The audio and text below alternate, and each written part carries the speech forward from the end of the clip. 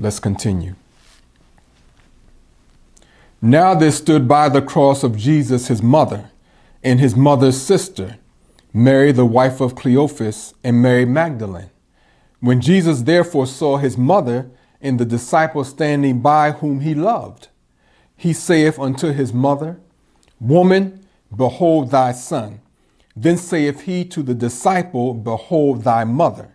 And from that hour that disciple took her unto his own home. After this, Jesus, knowing that all things were now accomplished, that the scripture might be fulfilled, saith, I thirst. So this emphatically shows that according to Jesus, joining his mother with the beloved disciple was his last task before going to the Father. In fact, Jesus doesn't request this of them. He demands this of them, hence the exclamation points.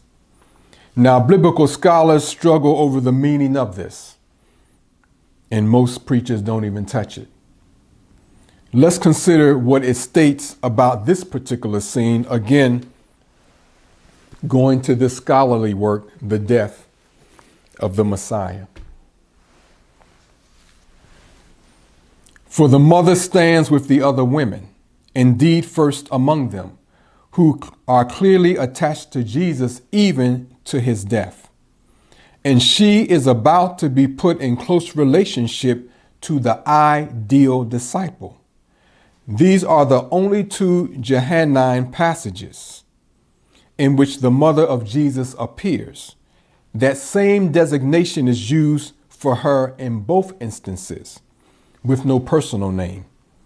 In each she is addressed as woman, an address perfectly proper for a man to a woman, but never found for a son to his mother. Now, most of us know it's uncommon for a boy or a man to call his mother woman, lest you be found with no teeth, at least for that moment. Most children have a term of endearment. They call their mother's mom. Some call their mother's mother. If they use different names, they might call their mother Jetta, which is mother in a different language, the Arabic language. So Jesus was not actually addressing his mother. The term mother here is symbolic of his profound relationship with women in general, but with a specific type of woman in particular. The author continues. The atmosphere is testamentary as the dying Jesus makes disposition of two unnamed figures who are known only through their relation to him, his mother, the disciple whom he loves. Thus, what Jesus does in relation to his mother and the disciple is his last willed act, and is an act of empowerment that both reveals and makes come about a new relationship. What is this new relationship that did not exist before? What is the importance of instructing Jesus' mother to be the mother of the beloved disciple and instructing him to be her son? Now, this indicates that Jesus was finalizing a significant arrangement among specific followers before his ascension to the throne. This is tied to the domestic life, and it relates to both the Honorable Elijah Muhammad and the Honorable Louis Farrakhan, hence the phrase, from that hour that disciple took her into his own home. Now, as it relates to the Honorable Elijah Muhammad, he declared that 75% of his work was with the woman. He required the Honorable Louis Farrakhan to reestablish the MGT, the Muslim Girls Training Class, during the rebuilding of the Nation of Islam in 1977. Therefore, the MGT is that particular type of woman that Jesus has joined with his beloved disciple.